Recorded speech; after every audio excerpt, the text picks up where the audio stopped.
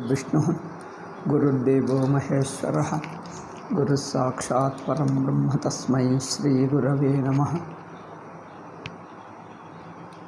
ह्यः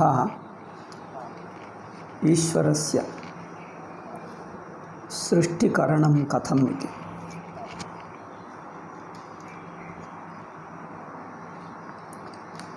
तत्तत् जगद्रूपेण परमात्मा भ्रान्त्या जगद्रूपेण प्रतीतिरेव सृष्टिः।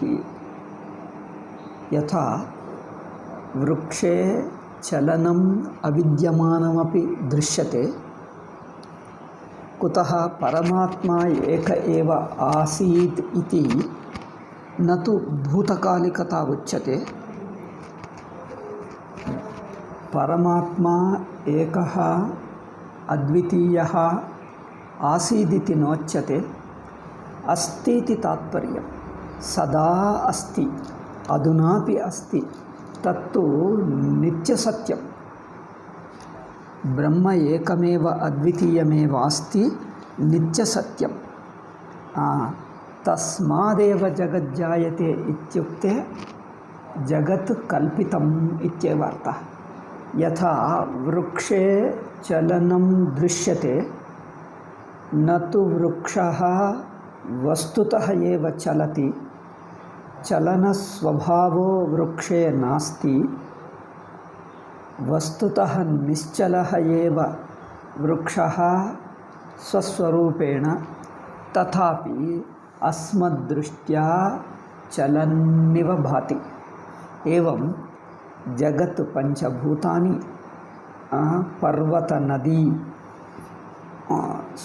सूर्यचंद्रादिनक्षत्रादयः, पृथिवी सूर्यचंद्रादिनक्षत्रादयः पंचभूतानि, तस्थजीवाः, देशकालादयः, एतत् सर्वमपि एकम् अद्वितीयं ब्रह्म ब्रह्मैव सत्। ब्रह्म ब्रह्मैव सत्, अद्वितीयं सत् एवं भासते तावदेव।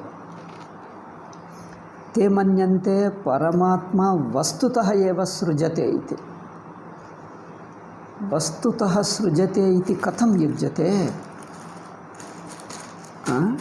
यदि परमात्मनः भिन्नं द्वितीयम् अस्ति चेत् तत् द्वितीयस्य परिवर्तनं द्वितीयम् अस्त्येव। द्वितीया परमात्मनः पृथक् यदस्ति सा तु प्रकृति इति सांख्याः,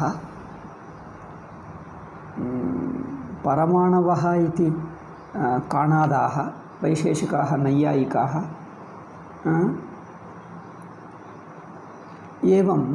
एवं परमात्मनः भिन्नं प्रकृतिरस्ति इति मत्वा तेषां प्रक्रियां, तेषां सिद्धान्तं कल्पयन्ति। आदौ तेषां सिद्धान्तः उपनिषत् विरुद्धः अस्ति। परमात्मा तस्य प्रकृतिश्च इति स्पष्टम् उपनिषद् असकृत् वदति। आत्मा एक एव आसीत्। तेन किं स्यात्? यद्यद् अनन्तरं दृश्यते तत् परमात्मनः एव जायते। जायते इत्युक्ते परमात्मैव जगद्रूपेण भासते इति। अत्र ते मन्यन्ते परमात्मा सत्यसङ्कल्पः, सत्यसङ्कल्पस्य सत्यसङ्कल्पेन सृष्टं जगदपि सत्यं भवेदिति। जगत् सत्यं वा न वा इति अनुभववेद्यं। जगत् सत्यं वा मिथ्या इति अस्मदनुभववेद्यमेव। अनुभवं विहाय श्रुतिबलात् तस्य सत्यसङ्कल्पः इति वचनबलात् जगत् सत्यत्वं साधयितुमिच्छन्ति। ಏನಪ್ಪ? जगत् सत्यत्वं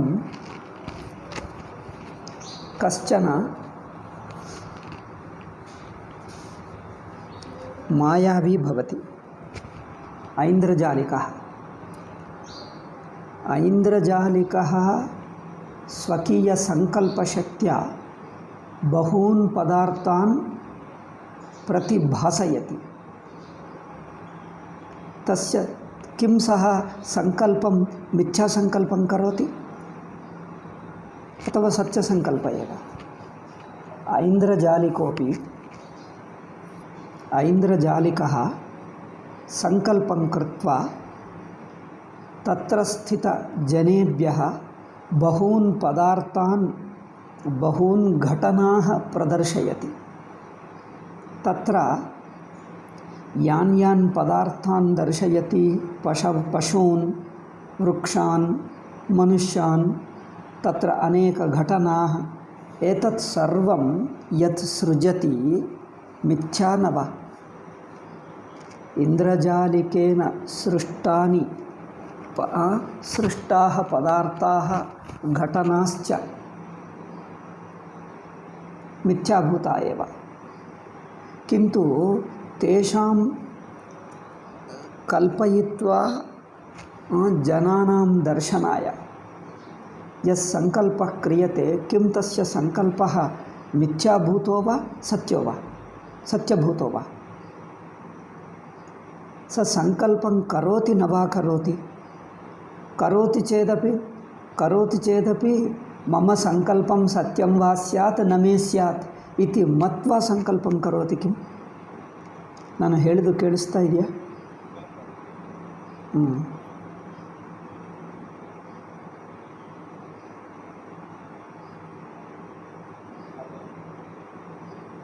अतएव ते ईश्वरः सत्यसङ्कल्पः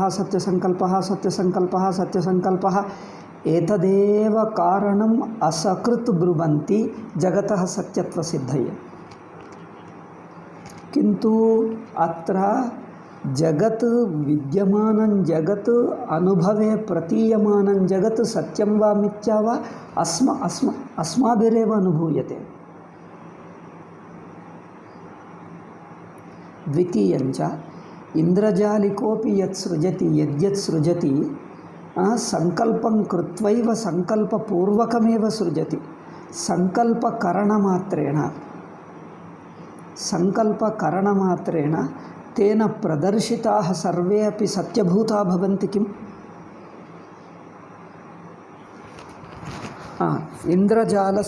ऐन्द्रजालिकः स्वकीय इन्द्रजालस्य सृष्टये इन्द्रजालं नाम मिथ्यापदार्थाः वस्तुतः असन्तोपि प्रतिभान्ति।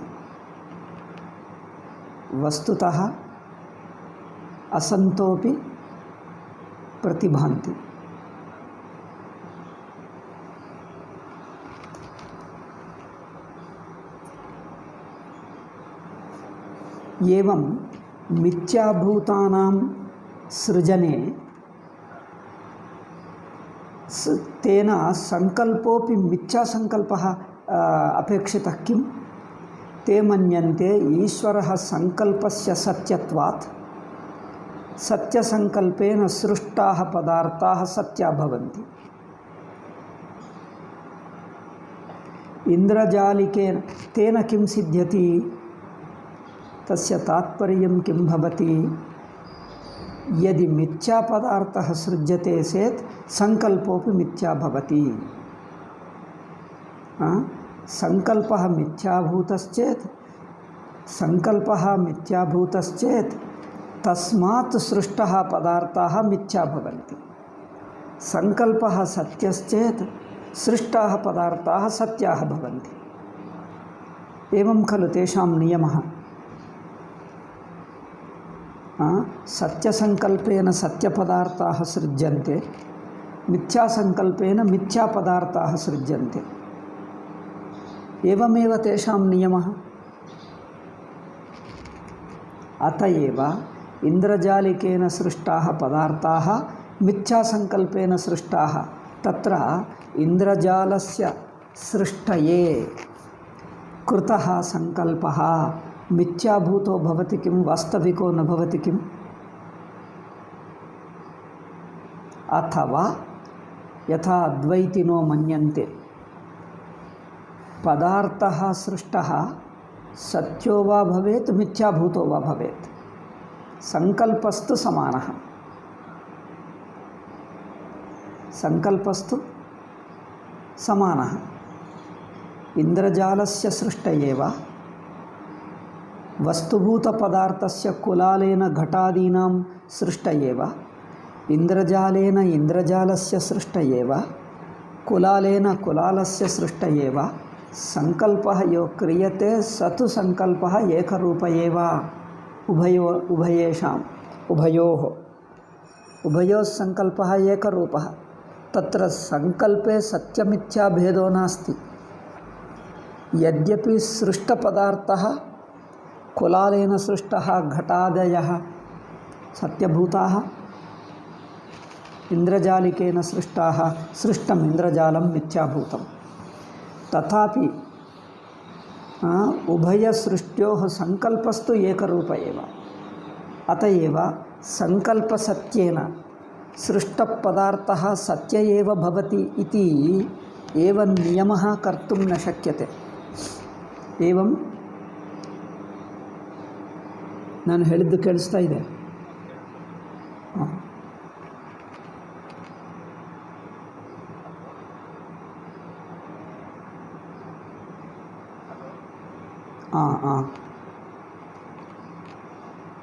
ಸುಮ್ಮನೆ ನಿಂತಿದ್ದೆ.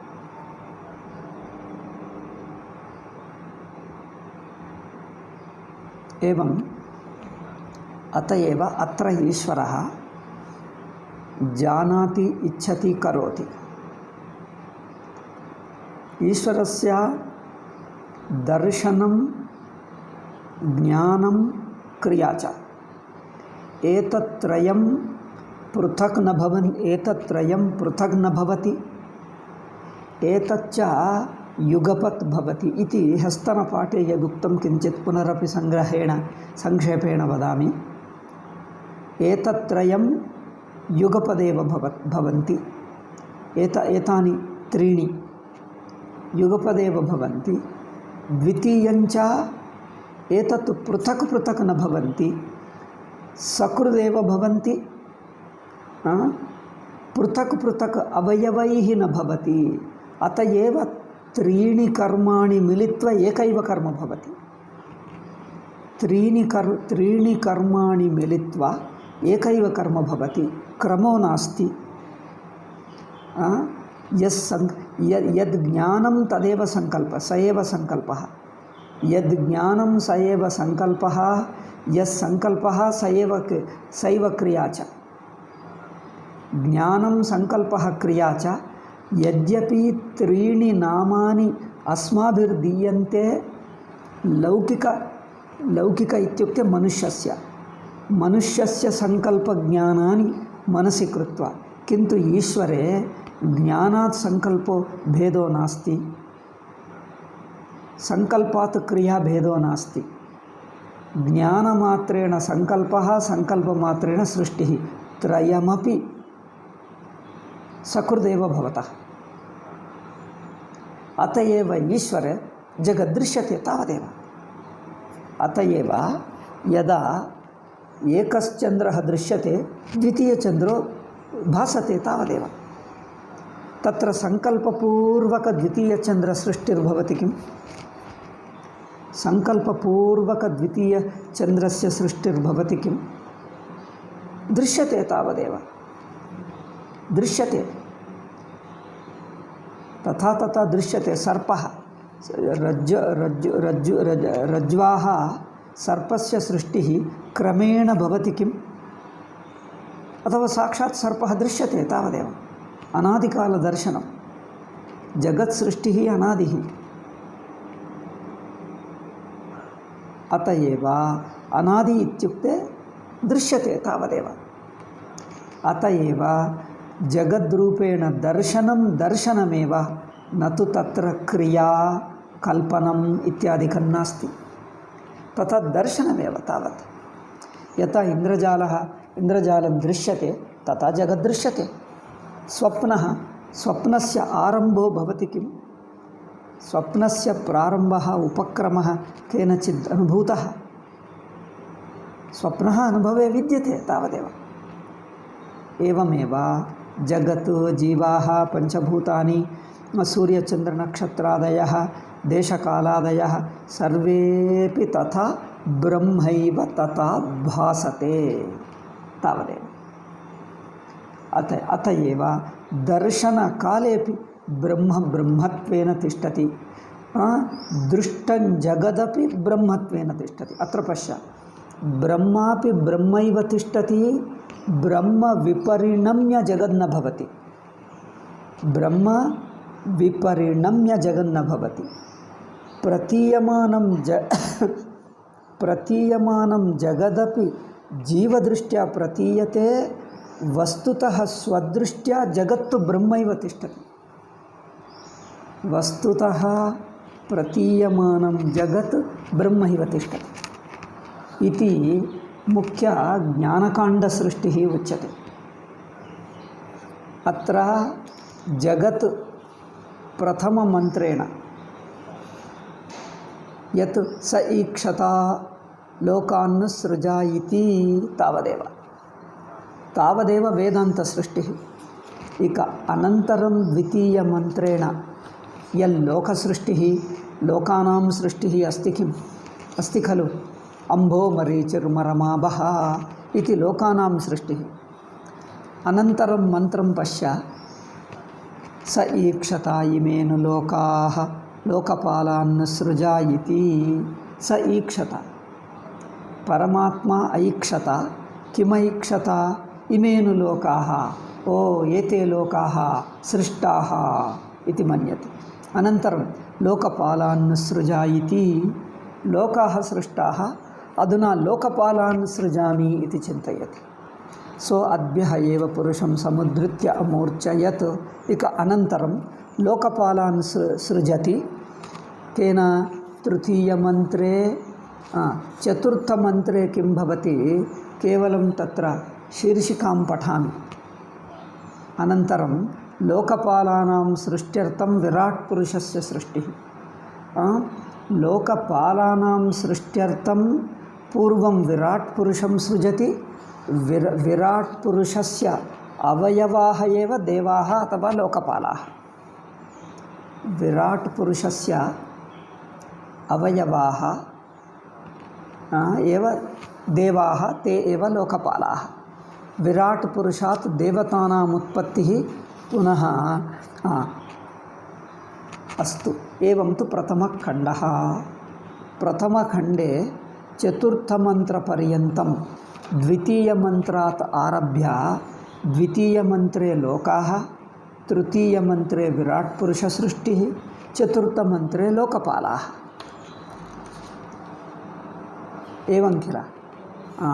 अनन्तरं द्वितीयखण्डे पश्य, देवतानां संसारबन्धः इति द्वितीयखण्डे प्रथममन्त्रे उच्यते। ये सृष्टाः लोकपालाः अथवा देवाः, लोकपालाः अथवा देवाः कथं सन्ति ते? तेषां संसारानुभवो अस्ति। देवानामपि संसारः अस्ति इत्यत्र उच्यते। देवानामपि संसारो अस्ति। कुतः? तेषामपि सुखदुःख अनुभवाः सन्ति।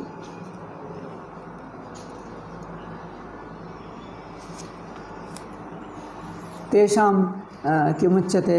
अशनायाः पिपासे भवतः तेषामर्थे अन्नं सृज्यते। एवं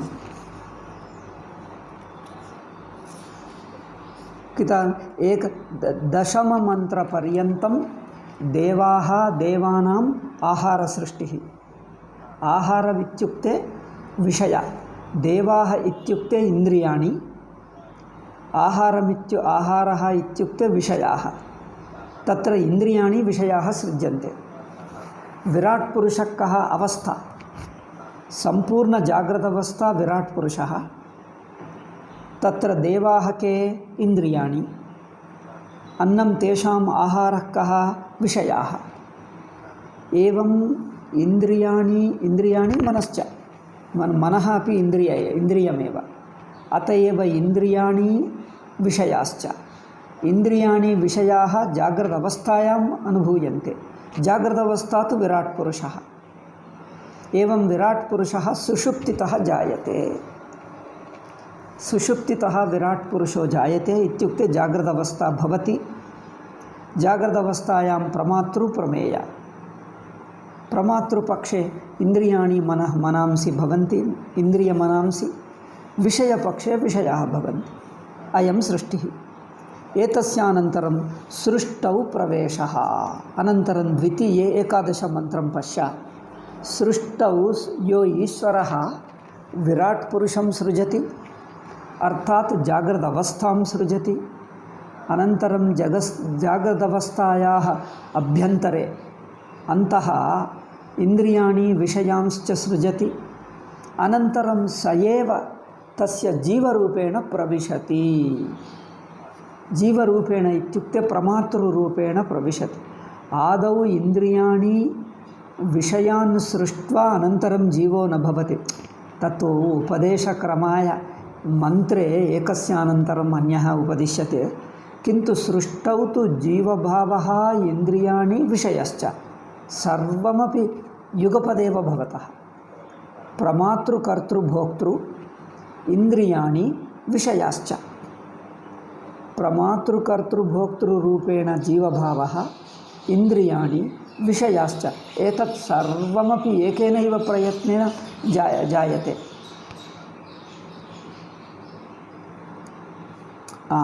अतएव सः जीवरूपेण जगति प्रविशति। जीवः कः? अवस्थात्रय अनुभववान्। तस्य तिस्रः अवस्थाः भवन्ति। तस्य अनन्तरं 12 मन्त्रे उच्यते तस्य तिस्रः अवस्थाः भवन्ति। स ईश्वरः जीवरूपेण जनित्वा अथवा जीवरूपेण प्रविश्य, न तु जनित्वा, जीवरूपेण अन्तःप्रविश्य तिस्रः अवस्थाः अनुभवति। जाग्रत् स्वप्न सुषुप्ति इति तिस्रः अवस्थाः अनुभवति। एवमेव एतदेव ब्रह्म स्वयं पश्यति।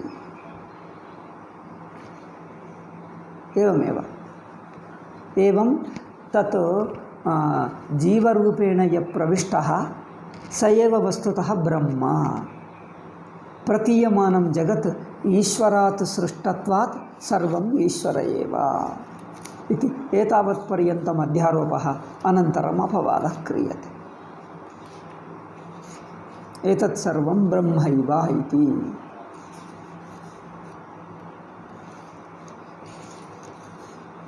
ಅಯ್ಯೋ ವಿಸ್ತೃತ ಚರ್ಚೆ. ಆ ಎರಡನೆಯ ಖಂಡದಲ್ಲಿ ಭಾಷ್ಯ ಚರ್ಚೆ ದೊಡ್ಡ ಇದೆ. ಮತ್ತು ದ್ವಿತೀಯ ಅಧ್ಯಾಯದಲ್ಲಿರುತ್ತದೆ. ಅಲ್ಲಿ ಸ್ವಲ್ಪ ಮನುಷ್ಯ ಜನ್ಮನನ್ನು ಹೇಳ್ತಾನೆ. ಮನುಷ್ಯ ಜನ್ಮ ಕಥಂ ಭವತಿ? ಆದೌ ಪಂಚ ಆಹಾರ ರೂಪೇಣ ಸೃಷ್ಟಿ. ಆಹಾರ ಇತ್ಯುಕ್ತೆ ವೃಕ್ಷಾದಿಷು ಜಾಯತೆ. एतत् छान्दोग्योपनिषदपि एवमेव सृष्टिर्भवति. जीवः कथं सृज्यते इति. देन् पितृशरीरं प्रविशति, अनन्तरं मातृगर्भं प्रविशति, अनन्तरं जायते इति. जीवस्य चत्वारि जन्मानि उच्यन्ते. अनन्तर अध्याये, द्वितीय अध्याये जीवस्य 4 जन्मानि उच्यन्ते. अन्ततो गत्वा एतत् सर्वमपि चैतन्यात् जातत्वात् प्रज्ञानं ब्रह्म. प्रज्ञानस्यैव रूपभेदः एव जगत्. यथा जलस्य रूपभेदमेव तरङ्गाः, जलस्य रूपभेदमेव तरङ्गाः. जगत् सर्वं तरङ्गाः भवन्ति. परमात्मा तु जलमात्रं भवति. जलवत् परमात्मा जलवत् शुद्धचैतन्यं भवति. जगत् सर्वं चैतन्य प्रतीयमान प्रत्यया इति प्रज्ञानं ब्रह्म इत्युक्त्वा उपनिषद् उपसंहरति. एतावत् संक्षेपेण उपनिषदः तात्पर्यम्. अत्र प्रक्रियां पश्य कथं भवति. कदाचित् सृष्टिरेव उपासनार्थमुच्यते, पुनः कर्मकाण्डार्थमपि उच्यते, कर्मकाण्डार्थं कर्मफलं कथं सिद्ध्यति, जीवः कथं कर्माचरति, कथं कर्मफलम् अनुभवति, तत्र स्वर्गो वा नरको वा गत्वा तत्र सुखम् अनुभवति स्वकीयकर्मानुगुण्येन इत्येवम् उपदिश्यते। जीवानाम् उपदेशः एवं भवति। एतत्तु कर्मकाण्डे सृष्टेः सिद्ध्यर्थं तत्र कर्मफल वक्तव्यं। मनुस्मृतौ या सृष्टिरुक्ता तत् कर्मार्थमुक्तं।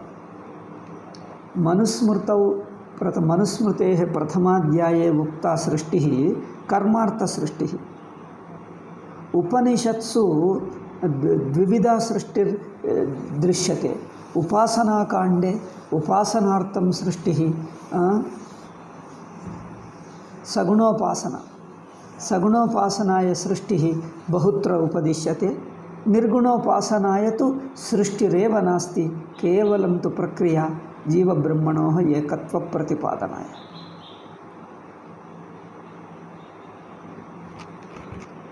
ಅಬ್ಬಾ ಇನ್ನೂ ಕಾಲು ಗಂಟೆ ಇದೆ, ಆದರೆ ಮುಗಿಸ್ಬಿಡ್ತೀನಿ, ಇವತ್ತು ಸ್ಟಾಪ್ ಮಾಡ್ತೀನಿ. ಸೊ 4 ಲೋಕಗಳು ಹೇಳಬೇಕು. ಲೋಕಗಳ ಸ್ವಲ್ಪ ವಿವರ ಹೇಳಿದ್ದಾರೆ ಭಾಷ್ಯದಲ್ಲಿ. ಲೋಕಾನಧಿಕೃತ್ಯ ಕಿಮಪಿ ವಕ್ತವ್ಯಮಸ್ತಿ ತತ್ರ ಭಾಷ್ಯೇ ಏವ ವಕ್ಷ್ಯಾಮಿ ಭಾಷ್ಯಂ ಪಠಿತ್ವಾ ತಸ್ಯ ಅರ್ಥಂ ವಕ್ಷ್ಯಾಮಿ. ಅತ್ರ ಏಕೈಕಲೋಕम् अधिकृत्य विशेषतया विचारः न कार्यः. कुतः इति चेत् अयं तु ज्ञानकाण्डसृष्टिः. ज्ञानकाण्डसृष्टौ तात्पर्यं नास्ति, तत् ब्रह्मत्वप्रतिपादनमेव अत्र तात्पर्यं. ब्रह्मत्वप्रतिपादने सृष्टौ तात्पर्यं नास्ति.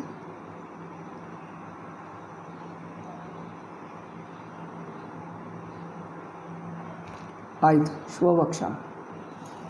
ಇವತ್ತು ಸ್ಟಾಪ್ ಮಾಡ್ತೀನಿ. ಓಂ ಶಾಂತಿ ಶಾಂತಿ ಶಾಂತಿ.